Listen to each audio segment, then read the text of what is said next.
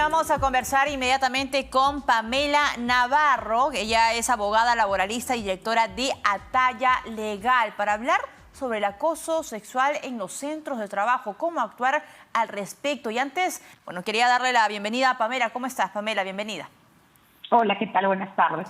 He estado revisando cifras de SUNAFIL y hay una cifra bastante alarmante, igual lo queríamos analizar contigo, ¿no? En el 2021 se ha reportado 159 órdenes de acoso laboral que han sido registrados y el 98% de estas denuncias provienen de trabajadoras de la misma empresa y, bueno, el 2% restante de colaboradores externos. ¿Cómo está yendo, digamos, la tendencia en cuanto a números de denuncias? Que no quiere decir que, si es que pues hay 150, 140, existan esa cantidad de denuncias. Hay cierto temor, evidentemente, por parte de las trabajadoras de denunciar acoso sexual en los centros de labores, pero quería analizar justamente esto, ¿no? Las tendencias. Sí, de hecho, el año pasado nosotros hemos tenido la oportunidad de censar a más de 10.000 trabajadores sobre los temas de violencia de género. Ajá. Y de ese censo que hemos realizado a empresas de diferentes sectores, lo que hemos podido recoger es de que del 100% de personas que son víctimas de hostigamiento sexual laboral, solamente el 3% presenta una denuncia, ¿no? Entonces, lo primero que tiene que llevarnos a reflexionar es de que el hecho que no se den denuncias por hostigamiento sexual no significa que no exista hostigamiento sexual en el centro de labores. Y esto es algo bien importante porque muchas empresas dicen, no, como no hay denuncias, ese es un mal que no nos afecta. Y en realidad el hostigamiento sexual es un mal que nos afecta a todos, no solamente a nivel empresarial, sino a nivel país, ¿no? Es algo que nos afecta como sociedad y es algo que se tiene que trabajar, ¿no? Y de hecho existe en el ordenamiento legal ciertas pautas y obligaciones para las empresas que tienen que trabajar todos los años justamente para prevenir estos casos de hostigamiento sexual. Ahora, lo que tocas es un tema muy importante, ¿no? La prevención, porque solemos ver solamente ciertas actitudes reactivas en algunas empresas cuando existen casos o, digamos, denuncias por parte de las trabajadoras de acoso sexual. Tengo entendido que hay un comité, ¿no? Que las empresas tienen que tener un comité que justamente pues fiscalice, reciba las denuncias cuando existan hostigamiento sexual. ¿En qué casos las empresas pueden tener esto? ¿Todas las empresas, las MIPES sí, las grandes también? ¿Cómo es esta clasificación, Pamela? En realidad, la norma te obliga a varias cosas. La primera, a tener una política de prevención y sanción del hostigamiento sexual, que tiene que ser pública, ¿no? Tú tienes que haberle informado a los trabajadores de que existe esta política, cómo es que se va a investigar y que se va a garantizar un ambiente libre de hostigamiento sexual.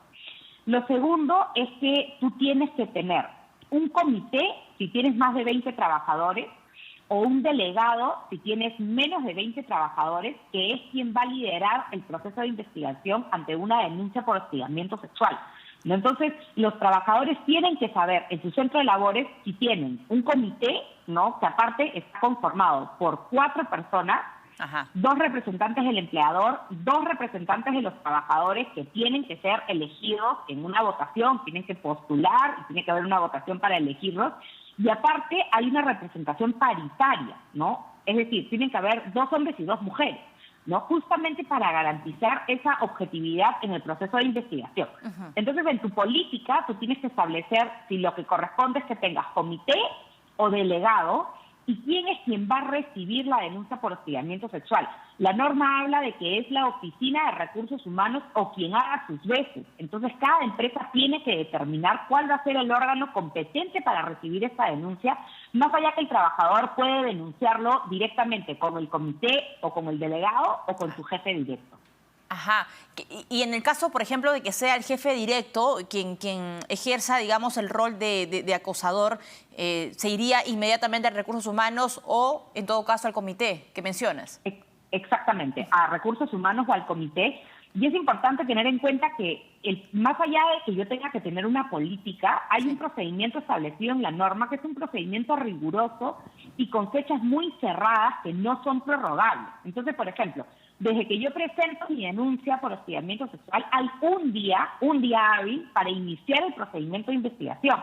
que pongan a mi disposición el acta de derechos que me corresponde como víctima o como denunciante, que se apliquen las medidas de prevención a fin de no estar expuesto a que estos casos se repitan, se me presten los canales de atención médica, física o psicológica. Entonces, hay que seguir unos lineamientos y ciertos pasos, ¿no?, que tienen plazos muy cortos y que no se pueden prorrogar y que se tienen que cumplir. Pamela, ¿y la investigación en sí cuánto tiempo dura? La investigación tiene dos partes. La primera parte dura 15 días Ajá. y la realiza directamente el comité o el delegado.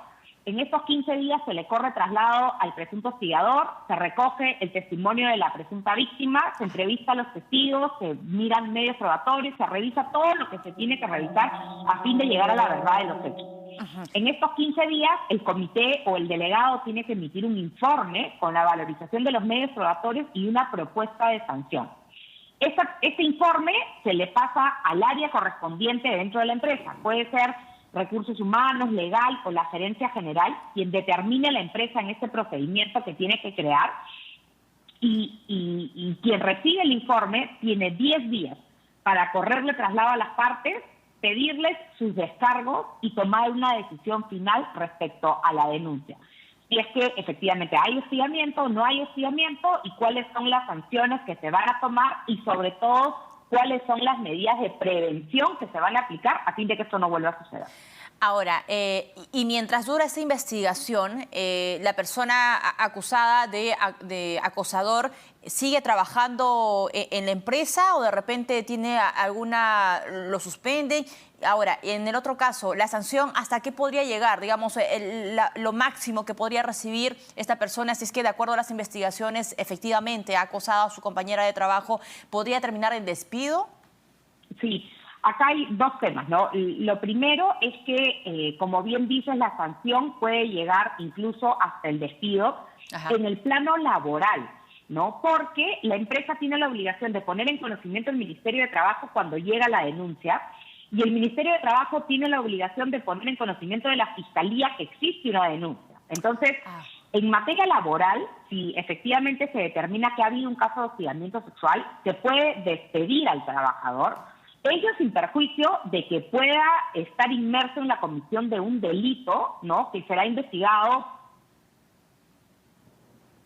Ahí tenemos una falla en el audio con Pamela Navarro. Ella es la abogada laboralista y directora de Atalla Legal, explicándonos que aquellas empresas con más de 20 trabajadores tienen que tener sí o sí un comité que pueda fiscalizar los casos de denuncia de hostigamiento sexual en los centros de labores. Hay cifras que son alarmantes, que si bien ella lo precisa, la cantidad no necesariamente refleja la realidad, pero lo cierto es que en el 2021 Sunafil ha reportado, o de acuerdo a las cifras de Sunafil, 159 órdenes de acoso laboral que han sido registradas el año pasado. Tenemos ya a Pamela Navarro con nosotros. Pamela. Sí, lo que te decía es que efectivamente puede ser sancionada incluso con el despido, sin perjuicio de que puede estar inmersa en la comisión de un delito que lo va a investigar la Fiscalía o el Ministerio Público. Ok, son dos vías paralelas, digamos.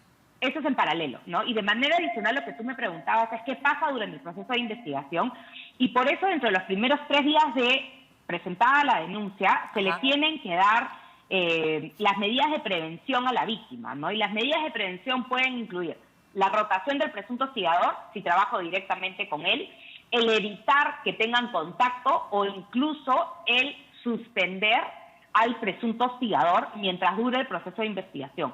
O incluso, si la víctima lo pide, que quien esté suspendida o haga trabajo remoto sea la presunta víctima. Todo esto para evitar exponer a la víctima y al presunto hostigador, porque acuérdate que todavía son presuntos, no sabemos efectivamente si ha habido acoso o puede ser una denuncia maliciosa, cosa que también sucede. Entonces, para evitar que las partes tengan contacto y puedan haber mayores roces. Ahora, Pamela, ¿en qué casos la empresa podría indemnizar a la víctima? ¿Esto podría ser un escenario? En realidad no, porque la víctima de hostigamiento sexual no ha sido agredida por la empresa, ¿no? En todo caso, de manera paralela al proceso de investigación que se da a nivel laboral, las partes siempre tienen a salvo su derecho para presentar una denuncia, ya sea civil o una denuncia penal, ¿no? Pero esto es de manera paralela al procedimiento que se da a nivel laboral. Pamela, y si por ejemplo la víctima no está de acuerdo, no está contenta, satisfecha con la conclusión de la investigación, ¿a dónde podría acudir? Al Ministerio de Trabajo. Y el Ministerio de Trabajo lo que va a hacer es verificar que efectivamente se haya dado la investigación y se hayan cumplido los plazos, ¿no? Acá hay algo que es importante tener en cuenta y es el tema de la expectativa, ¿no? Primero, tener en cuenta que este procedimiento en sus dos etapas suman entre 25 y 30 días, ¿no? Con lo cual no vamos a ver de manera automática, ¿no? Un desenlace. Pero eso, de alguna manera, también tiene que ver con el principio de el debido proceso que tiene que haber en un proceso de investigación, ¿no? Y el derecho de las partes a poder defenderse dentro del proceso. Y por otro lado, también tenemos que tener en cuenta que no siempre voy a estar, o puede que no siempre esté de acuerdo con la decisión final. Y eso tiene que ver también con los medios probatorios y qué tanto se puede probar en el proceso. Si al final es la palabra de uno contra la palabra de otro, es poco probable que yo pueda aplicar una sanción tan drástica como el despido, ¿no? Probablemente tenga que aplicar otro tipo de medida disciplinaria. Pamela, muchísimas gracias por acompañarnos esta tarde. Pamela Navarro, abogada laboralista y directora de Ataya Legal, analizando y, por supuesto, conversando un tema que no puede pasar desapercibido cuando hablamos de identificar y denunciar el acoso sexual.